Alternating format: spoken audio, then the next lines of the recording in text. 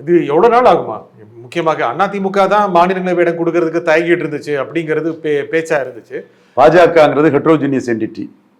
பாமக கூட்டணியை காலி பண்ணி விட்டுட்டா வேற வழி இல்லாம பாஜக எடப்பாடிகிட்டே சரண்டர் ஆகலான்னு முடிவு பண்ணி, எடப்பாடி மகாராஷ்டிரம் ஏத்துக்க மாட்டாரா, நமக்கு 4-5 சீட்டு, நமக்கு ஒரு சீட்டு கிடைச்சிடாதான்னு பாஜகவுக்குள்ள பலரும் இயங்குறாங்க.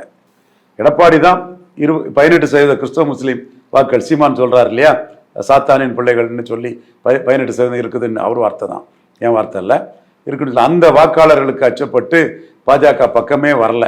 அல்லன்னா அவர் ஓகே சொன்னாருன்னா அண்ணாமலை அல்லாத பாஜக 2ஆம் கட்ட தலைவர்கள் வந்து எடப்பாடி கூட கைகுலுக்கிறதுக்கு தயாராக இருந்தாங்க. இந்த பாமக கூட்டணி வந்து செட் ஆகலைன்னா, எந்த கூட்டணியும் செட் ஆகலை, ஒன்றுமே செட் ஆகலை, எடப்பாடி சம்மதிச்சாருன்னா அவர் தர்றதை வாங்கிட்டு போகலான்னு அதை ஒரு சுச்சுவேஷனை உருவாக்குறதுக்கு